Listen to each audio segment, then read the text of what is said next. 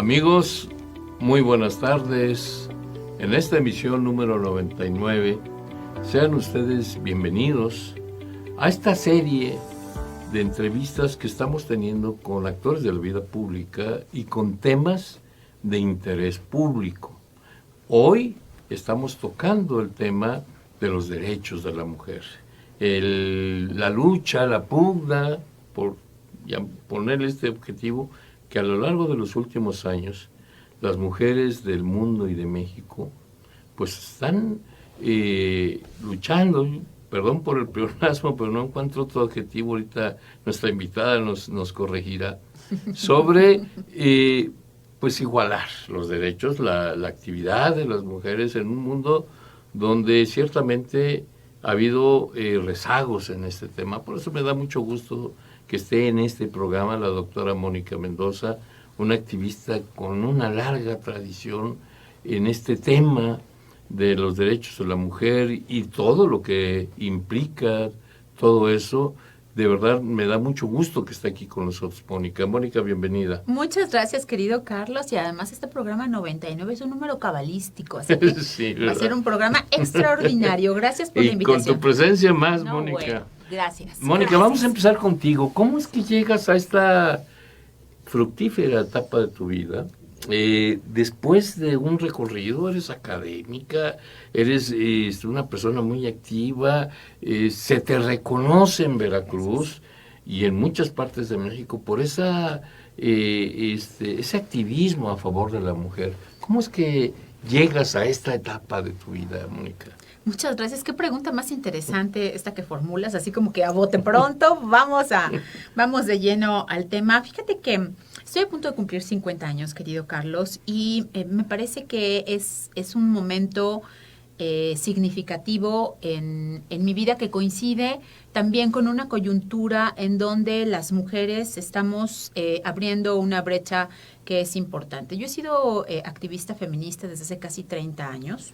Desde mi época universitaria, yo gano el Premio Nacional Juvenil de Periodismo faltándome un año para terminar la carrera con un tema de mujeres, de cómo las mujeres debíamos ser representadas de una manera distinta desde los medios de comunicación.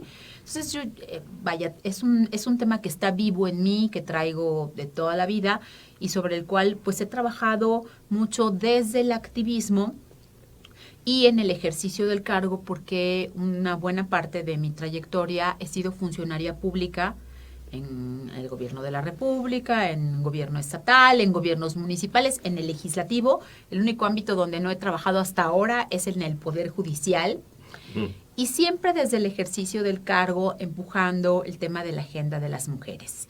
Yo dejo de trabajar en el sector público a finales de 2021 y decido dedicarme al ejercicio de la consultoría independiente y entonces establezco mi propia consultoría en comunicación política. Yo soy comunicóloga política, en comunicación política e igualdad, y entonces a lo que yo me dedico específicamente es a la formación de liderazgo político de las mujeres, viajando por todo el país con todos los partidos políticos. Has dado muchas conferencias por todos lados, ¿no? Doy conferencias, escribí 2 libros, viajo para presentar los libros, tratando justo de abonar al tema de la formación política de las mujeres. Los partidos están obligados por ley a ejercer un presupuesto del que les otorga el INE para la formación del liderazgo político de las mujeres. Entonces, bueno, pues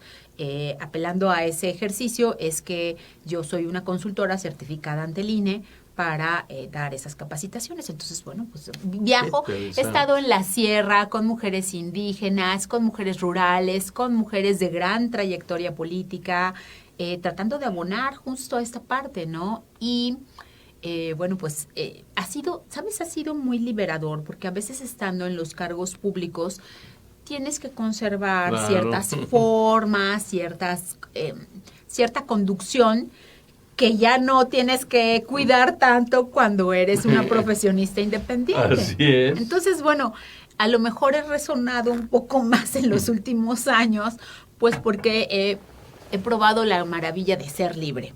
La libertad, La ¿no? libertad. Y la libertad me ha dado la oportunidad de decir, a ver, en el último cargo en el que ocupé, donde ya me desempeñé, no en tareas de comunicación, sino específicamente en temas de igualdad de género y de derechos humanos, nunca me había tocado, Carlos, jamás en mi vida me había tocado, y he trabajado con todos los gobiernos de todos los partidos, esta cosa de, subiste un Twitter y, por favor, bájalo. Tu marido periodista escribió tal cosa, por favor, dile que se mesure. No, un nivel de censura que cuando finalmente concluyó mi cargo y salgo de esta posición, no sabes la sensación de liberación que sentí. Yo ya no podía más con la angustia de esas presiones. Qué terrible. Terrible. Y yo nunca lo había vivido, ¿eh? ¿Y nunca fue en esta última, en la administración? ¿Ya en el Congreso local en la pasada legislatura. Válgame. No, fue una cosa bárbara, con un nivel de presión muy fuerte, ¿eh? Por esa situación, porque mi marido es periodista, tú lo sabes, es un hombre destacado, con una pluma aguda, muy aguda y bueno, tú también. No eres de las que te callas. Yo no soy calladita, entonces sí, pero jamás me había pasado eso. Y mira que yo he trabajado con los hombres más duros de la política veracruzana, con los personas de trayectoria y de control político fuerte. Yo esto nunca lo había vivido. Caramba. Nunca lo había vivido. Entonces, al final, lo decido de manera natural, decir, no, ya no quiero. Yo ya no quiero estar en gobierno con ellos, porque no hay un margen de libertad que te dignifique, pues, la persona adulta, profesionista que eres. Claro. Entonces, es ahí cuando pues decido hacer del activismo feminista mi principal actividad pública. La bandera. Oye, Mónica, dices que vas a cumplir cierta cantidad de años y que empezaste 50. Como a los 20, son 30 años de trabajo sobre el tema. Sí. ¿Cómo ha evolucionado de aquellos tiempos en que empezaste en esto a desarrollar estudios académicos, el activismo, hasta el día de hoy? ¿Cómo ha sido la evolución? Diferente. Es un tema interesante porque fíjate que muchos hombres aún no nos acaba de caer el 20, ¿eh? Y de verdad que yo te pido disculpas y nos acompañamos. porque de verdad a mí me ha costado especialmente trabajo. Mi esposa es una mujer liberada, sin problemas. Tuve el gusto de conocerla sí, recientemente. Pero luego me cuesta trabajo entender porque nosotros los varones estamos educados de otra manera. Muchas y mujeres nos cuesta también. Mucho trabajo. Muchas mujeres también, querido Carlos. No tienes, a mí me parece generosísimo ese reconocimiento, ¿no? De decir, oye, esto no estoy entendiendo cómo va. Nosotros decimos siempre, ¿no? Que hay que deconstruirnos para volvernos a construir. Es verdad. Y hombres y mujeres. Y no es solo un asunto de edad, te lo quiero decir muy, muy claramente, porque hay personas jóvenes, hombres y mujeres, que traen estas sistema de creencias arraigado que no ven que hay una realidad diferenciada para hombres y para mujeres y que eso nos sitúa en una situación, perdón la redundancia, de desigualdad. Te cuento rápido, ¿no? Quiero, si tú me lo permites, comentar que yo no soy veracruzana de nacimiento. Yo nací en la Ciudad de México. Nosotros somos tres hijos, mis dos hermanos mayores y yo, la más pequeña y la única mujer, la partícula revoltosa del hogar. Y el único veracruzano era mi papá. O sea, constitucionalmente eres yo quiero hacer la aclaración porque yo soy hija de padre de veracruzano y tengo 36 años de tener residencia efectiva en este Además, estado. Los veracruzanos nacemos donde nos da la gana. Sí, bueno, ¿no? Y algunos les modifican las leyes para adaptárselas y que eso pueda ser no en el caso no puede ser un impedimento. Pero bueno, decirte, ¿no? Que sí, para mí fue un cambio, ha sido mirar el cambio de una forma absoluta. Cuando yo comencé a hacer activismo feminista, junto con otras mujeres a quienes conozco y reconozco por su aporte y por su talento, la primera agrupación formal feminista en el puerto de Veracruz, que es el Movimiento Amplio de Mujeres Veracruz Boca del Río, el MAMBER, que somos, pues digamos que de las pioneras del feminismo en el Estado, del feminismo organizado en el Estado. Nosotras fundamos el MAMBER y éramos pocas, éramos alrededor de 10 mujeres. Y hacíamos actividades, pero de verdad éramos las raras del oeste, ¿eh? O sea, y era marchar y que nos gritaran cosas. Y así, cosas desde burlas, desde la jocosidad del pueblo jarocho hasta cosas elevadas de tono, por decirnos, señoras, váyanse a lavar, ¿no? Váyanse a sus casas, tal. Y nosotros no, o sea, ninguna de nosotros estábamos buscando aceptación pública, lo teníamos muy claro todas, ¿no? Aunque teníamos diferentes edades, pues eran mujeres de la talla de una Irene Muro, que es una activista muy reconocida, con un nivel de convicción profundo, una mujer como Adela Lagos Ramón, que en el puerto ha sido una maestra y precursora del feminismo, como Magali Corona, como hay algunas que han fallecido ya, en fin, ¿no? O sea, mujeres formadas en el feminismo, yo era la más joven, pero con igual convicción y certeza. Pero sí decirte que era un momento en donde éramos, raquíticas nuestras manifestaciones, claro. Y con esa escasez de número, así marchábamos, ¿eh? Me acuerdo mucho, yo trato de alternar en donde marcho, o sea, porque, bueno, tengo 14 años de vivir en Jalapa, pero tengo un fuerte arraigo en el puerto de Veracruz, entonces a veces marcho aquí o a veces marcho allá y acompaño a las compañeras del puerto. En el 2020, que es esta marcha, que creo que ha sido la más numerosa y emblemática de los últimos tiempos, marcho en el puerto de Veracruz y vamos con las compañeras del MAMBER a la marcha y te lo juro, llorábamos toda la marcha y veíamos la multitud marchando por el bulevar de mujeres jóvenes y mujeres no tan jóvenes que salían con el pañuelo morado, en este caso fundamental porque es el contra la violencia, el verde es el del aborto. Con el pañuelo morado salían y marchaban y nosotros veíamos y decíamos, manita, ¿es en serio? Sí, de verdad, sí son todas estas, así porque no lo podíamos creer. Entonces, bueno, se ha transformado total. Sí, mi esposa y mis hijas también marcharon con su... Maravilloso. Morada, ¿no? Es una cita, Carlos, es una cita. Te voy a decir qué emociones y qué sensaciones se viven en la marcha. Y hay que estar ahí para entenderlo. Es una cita. Hay una parte de esto que se vive con jolgorio, con festín, se canta, las porras, esto. Pero es también un momento de duelo muy fuerte. Es doloroso. Es un hermanamiento colectivo en el dolor y verdaderamente es una catarsis. Entonces hay que vivirlo para entenderlo. En la marcha de este año, la del 8 de marzo, marchamos las compañeras de mi colectiva aquí en Jalapa y vimos algo que nos llamó mucho la atención, haciendo referencia a esto que tú comentabas hace un momento. Veíamos pues todo el río de mujeres que veníamos hacia el viaducto. Y de pronto nos volteamos a mirar hacia arriba ya sabes, en el Parque Juárez, en el balcón. Un chorro de hombres mirándonos. Y yo me puse a observarlos con detenimiento. Y veía, ¿cómo te puedo decir? Miedo en ellos. No es contra ellos.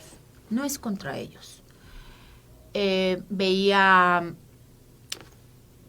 incomprensión. Es decir, ¿y estas por qué están aquí, no? Y yo de verdad invito a los hombres, a todos los hombres, a aproximarse al feminismo, a entender qué es lo que está pasando. Y a nosotras nos invito también a resituar nuestra narrativa. No distorsionar, porque hay extremos donde... De pronto se meten algunos infiltrados y eso, pero a ver, el tema no es contra los hombres, sino contra el sistema patriarcal que nos oprime, que nos sitúa en desventaja por ser mujeres. Todavía al día de hoy, bueno, tú lo vives en el ámbito académico, ¿no? A raíz de la pandemia hubo un nivel de ausentismo mayor, o sea, cuando Significativo, regresaron, claro. cuando se regresó a las aulas, regresaron menos mujeres que hombres, menos Así adolescentes es, mujeres así que es, hombres. ¿Por así qué? es. Porque en esos 2 años, pues las niñas que estudiaban dejaron de ser niñas y seguramente se convirtieron en madres. Y entonces ya regresar a estudiar no era el rol que les correspondía Ni desempeñar obviamente, en su nuevo su estatus de prioridad, vida, ¿no? así es, Entonces, así es. la vida se vive diferente para los hombres que para las mujeres. Nosotras decimos que hay que ponerse los lentes violetas para entender cómo es diferente vivir la vida siendo mujer que siendo hombre, ¿no? Pues, bueno. Oye, ¿y cómo ves? Hace rato hablabas de la censura que se dio en tu última etapa de trabajo en la administración pública, en este caso en el Congreso. ¿Qué está pasando con esta administración, con nacional y estatal, con respecto a los derechos de la mujer? ¿Cómo sientes este tema? Aparte de la censura que dices que sufriste ahí en el Congreso, ¿qué más? ¿Qué ves actualmente en esta administración? Qué interesante pregunta. Veo varias cosas y voy a tratar de ser concreta para no irme por las ramas. Llegó al gobierno federal y estatal y a los congresos y a los ayuntamientos y todo eso una clase política que no había luchado como luchamos muchos por empezar a abrirnos camino en el quehacer político desde temprana edad e ir escalando despacio y a nuestro ritmo en el crecimiento de las responsabilidades que estábamos obteniendo.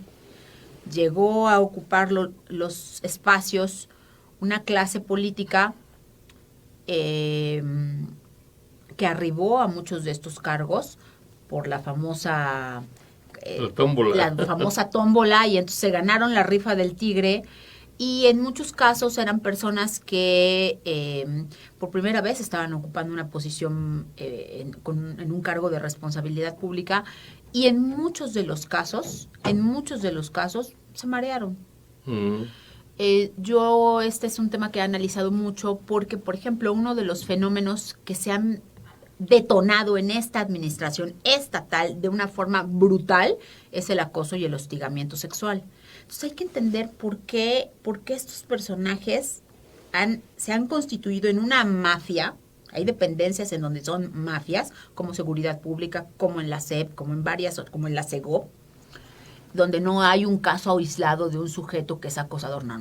Ahí se protegen, se coluden, se pasan packs, tienen canales de redes sociales, o sea, de WhatsApp para estarse pasando los packs de las mujeres que ahí trabajan. O sea, es una mafia porque de pronto se vieron con poder y entonces han usado ese pequeño pedestal para imponer el poder y ejercerlo en una forma vertical, unilateral y violenta hacia las personas subalternas y tratar de ejercer un abuso cobijados en el amparo de ese terrible, poder. Esa es una. Hay denuncias. Ha habido denuncias, hay un protocolo de acoso y hostigamiento y hay un procedimiento establecido para saber cómo actuar en estos casos y, sin embargo, estos agresores han estado protegidos por el poder. ¿Por qué? Porque son gente de partido, porque son gente cercana a fulano o a perengano, en fin. Este es uno de los más grandes vicios de esta administración.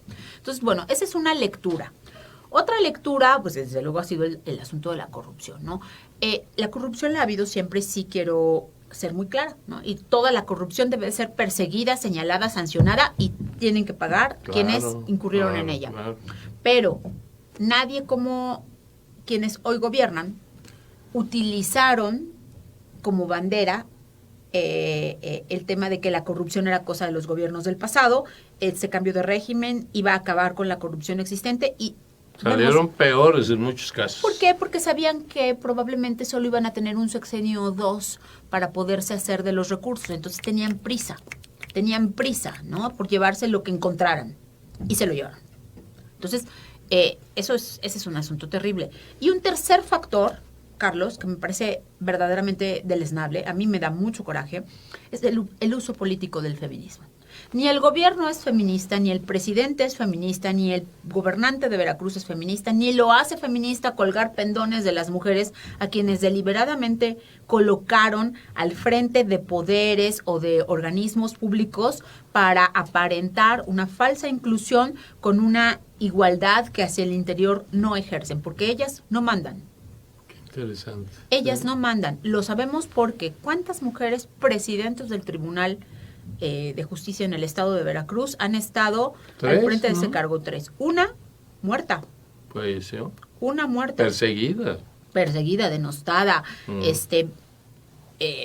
lastimada hasta la dignidad, ¿no? Así es. Entonces, eso es algo que no se puede olvidar, ¿no?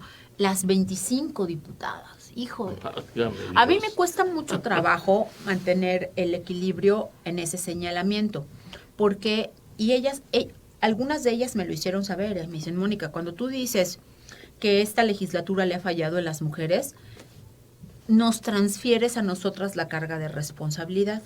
Entonces, déjame decirte que lo que decidí hacer para el 8 de marzo fue revisar todas las iniciativas que se han presentado, que presentaron mujeres. Son 36 iniciativas. Por lo menos identifico 3 temas, que es violencia vicaria, me parece que acoso callejero y fundamentalmente esos 2, que los han presentado varias diputadas y ninguno ha sido aprobado.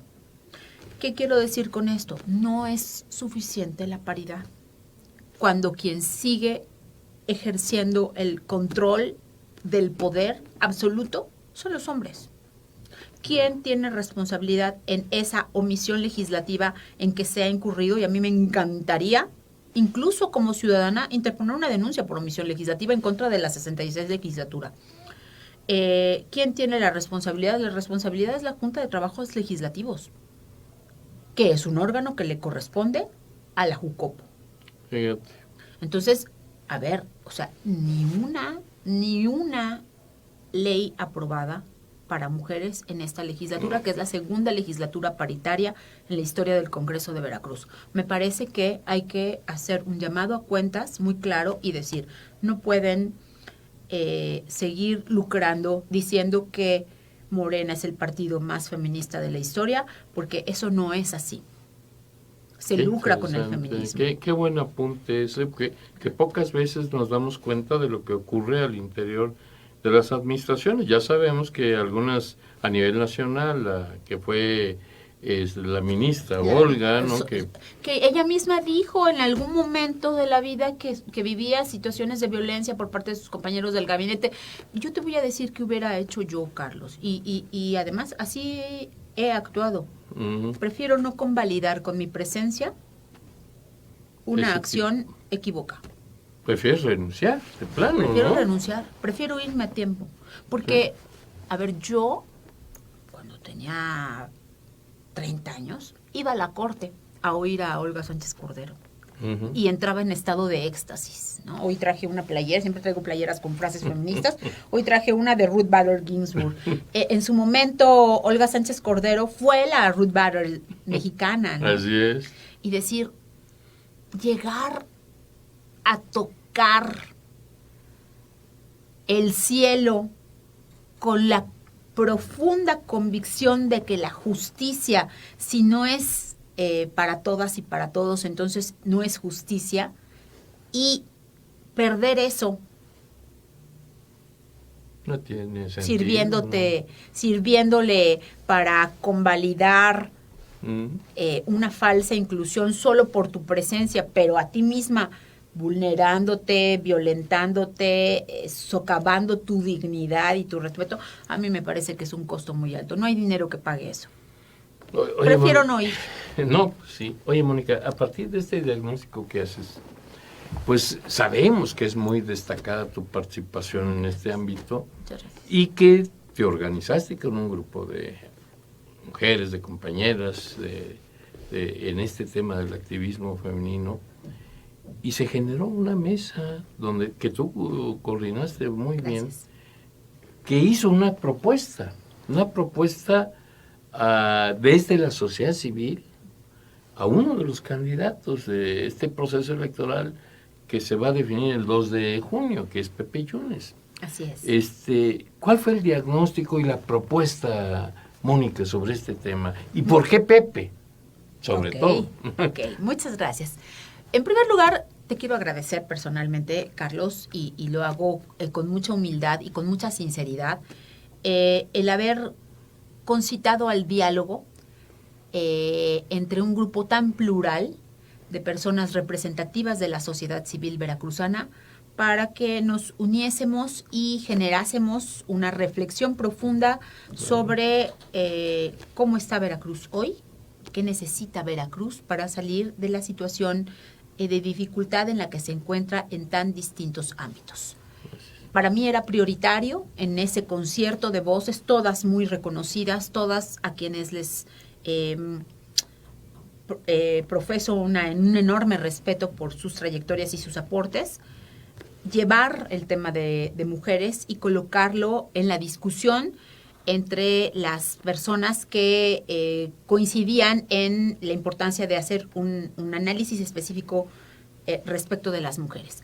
La naturaleza de las personas que se integraron al diálogo en esta mesa, que si tú me permites las voy a mencionar, Sí, claro. La doctora Adelina Trujillo, la maestra Dalia Pérez Castañeda, la licenciada Malaika Michot, la doctora Rosa Hilda Rojas, la doctora Paola Laudí, y me parece que son todas. A lo mejor te falta uno o dos, pero bueno. A lo mejor me falta uno o dos, pero básicamente son ellas. Entonces, comenzamos a tener estas reuniones para hablar sobre hacer un diagnóstico y empezamos a construirlo. Y quiero decirte que en la reflexión de todos los aspectos que contiene la esencia de este diálogo, nos percatamos que en realidad no era solo un tema, ¿no? Sino que el tema, primero, de mujeres, la agenda de mujeres, la agenda de igualdad, es una agenda que es transversal a todos los temas. Así es. A todos los temas. Eso es algo que de entrada quedó muy claro. Y entonces, al empezar a hacer el desmenuzamiento de los temas, lo que vimos es que, pues, íbamos a generar un aporte en materia de la agenda de mujeres, pero también generamos un aporte en materia de derechos humanos, que después derivó en mesas específicas, como fueron la de personas con discapacidad, y me parece que también hubo una de pueblos originarios, ¿verdad? Así es. Ok, bueno, entonces en la de derechos humanos lo que se abordó fue de manera general la realidad de vida de los grupos que se llaman históricamente discriminados. Entonces, que desde allí trazamos un diagnóstico y una serie de propuestas para las personas que viven en situación de discapacidad, en situación de calle, personas adultas mayores, que es muy importante, personas migrantes, personas afrodescendientes, personas de grupos originarios y personas de las diversidades sexuales, que también derivó en una mesa específica, según entiendo. Pero además, empezamos a decir, bueno, ¿y qué pasa con las infancias, no? Las infancias son un súper tema con una realidad muy específica. Perdónenme, por favor, la omisión, pero ahora, al estar haciendo el desglose del análisis, traje a la memoria el nombre de alguien que también fue sustantiva para hacer este abordaje específico, el de las infancias, que es mi queridísima Yolanda Lagunes. Así es. Porque Yolanda, si tú te acuerdas, trabajó muchos años en la Fiscalía precisamente en este tema se llaman niñas, niños y jóvenes ¿cómo se llama este tema? Que están en situación de reclusión, o sea, no son cárceles, sino son estos centros de custodia para menores que han delinquido. Entonces, lo que hicimos fue separar, te digo, entonces, por un lado la mesa de derechos humanos, por otro lado una mesa específica con un análisis desde el diagnóstico y con propuestas en materia de niñas, niños y adolescentes, porque ahí traemos problemas muy específicos de ese segmento poblacional, que es el asunto de la violencia sexual, los niños en situación de calle y quienes están tiene un nombre legal, perdón, que me olvidé ahora, pero es quienes están en situación de reclusión actualmente, ¿no? Y ya la mesa de mujeres, que la mesa de mujeres, el diagnóstico y la propuesta gira fundamentalmente en torno a la violencia y el acceso a la justicia, que son temas prioritarios. Así es. En tema de acceso a la justicia hablamos sobre mujeres privadas de la libertad. Hablamos sobre la tremenda problemática que les significa a las mujeres en este estado la falta de una política pública que funcione para las mujeres. O sea, no es tan solo que no se haya nombrado a la titular del Instituto Veracruzano de las Mujeres, sino lo que esto significa para toda la política pública del Estado. De acuerdo contigo. Y también el tema de la política de cuidados, que es prioritaria. Entonces, tenemos un tema, acabamos con 3 distintos y generamos además una serie de propuestas específicas con mucho respeto, desde el conocimiento profundo, desde el análisis además de los documentos para tener, pues ya sabes, estadísticas y valoraciones específicas. Y bueno, ¿por qué lo entregamos a Pepe Yunes? Es una gran pregunta. La agenda de las mujeres debe ser una agenda que esté presente en forma seria en todas las candidaturas. Y no hemos visto este abordaje con seriedad y con respeto en las otras candidaturas. A mí me parece que desalienta el hecho de que en la candidatura de la ingeniera Nale hayan considerado como pertinente una estrategia con la cual se intentó lucrar con una figura legal que fue creada, en eso trabajé muchísimo, con colectivos y con especialistas a nivel nacional para proteger a las víctimas, y entonces que ella pretenda lucrar con la figura de la violencia política para victimizarse y eludir los señalamientos que hay en su contra de disparidad entre lo declarado en sus declaraciones patrimoniales, perdón la redundancia, y que supondrían una situación de corrupción, me parece terrible. Entonces, déjame decirte que en el actuar público yo conozco a muchas mujeres de Morena, a quienes respeto y a quienes reconozco, y que me llamaron para decirme, oye, esto es indigno. No estamos de acuerdo. Convocó una marcha. Aparentemente no la convocó ella. Parece que hay unos genios ahí detrás de ese actuar, que se nota que no tienen la menor idea. Entonces, si tú estás viendo ese uso desvirtuado de lo que implica ser mujer, pues no se antoja mucho acercarle una agenda que con tanta seriedad y con tanta responsabilidad y respeto se elaboró. Entonces, se le entregó al candidato Pepe Yunes en un evento público en el que se le pide además que además de todo esto, bueno, pues considere el cumplimiento de la paridad para la integración de su gobierno y el respeto absoluto a la 3 de 3 de combate a la violencia para no dar pie a que los agresores desde el poder sigan ejerciendo sus violencias. Y me parece que la recepción del documento fue muy bien tomada por parte de él, con plena responsabilidad. Esta parte de su mensaje ese día del evento, bellísimo además, donde él dice, lo asumo y lo cumpliré. O sea, te habla de un hombre que respeta su palabra. Y quisiera cerrar esta intervención diciéndote que cuerpo de mujer no garantiza conciencia de género. No necesitamos que haya mujeres forzosamente en los cargos para esperar a ese momento y para que se cumplan con políticas públicas de respeto a las mujeres. Necesitamos que hombres y mujeres que gobiernen, que nos representan en los congresos y que tienen algún nivel de autoridad desde la vida pública, hombres y mujeres, asuman, abracen y respeten la agenda de las mujeres. Qué interesante. Gracias. Mónica, finalmente, un mensaje para las mujeres en este proceso electoral que estamos viviendo y que evidentemente va a marcar el rumbo de nuestro estado y del país. ¿Qué les dirías a las mujeres? Fíjate que tengo tantas cosas que decirles a las mujeres. Yo creo que no hemos acabado de darnos cuenta, Carlos, de lo importante que es nuestro voto. 52% Nosotros somos el padrón 52% del padrón y acabamos votando por quien nos da una despensa, por quien nos regala una playera, por quien nos da una gorra. Me parece que tenemos que empezar a respetarnos más las mujeres y a hacer valer más el poder que tenemos.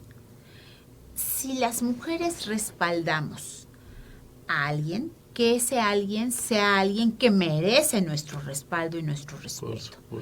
Hacer valer nuestro voto es mucho más que solo ir a votar el día de la elección. Es pensar, tomarse el tiempo para pensar y decidir en quién vamos a votar, a quién le vamos a dar nuestra confianza, y ese voto de confianza nunca, Carlos, es una bandera en blanco, nunca es un cheque en blanco. Claro. Te elijo y te exijo que cumplas con con lo que te has comprometido ahora. Entonces, las mujeres acompañamos la decisión de quien nos gobernará antes, durante y después. Claro. Hay que hacer valer nuestro voto en forma efectiva. Es justo. Muy bien. Muchas gracias. No, gracias, Mónica, por venir a conversar con nosotros de un tema tan interesante y tan importante para la vida pública del país. De verdad, muchas gracias por estar aquí con nosotros. Gracias a ustedes. Bien, y gracias sobre todo a ustedes que nos hacen el favor de vernos a través de las emisiones de Frente a Frente. Fue un gusto conversar con Mónica Mendoza y sobre todo fue un gusto estar con ustedes. Muy buenas tardes.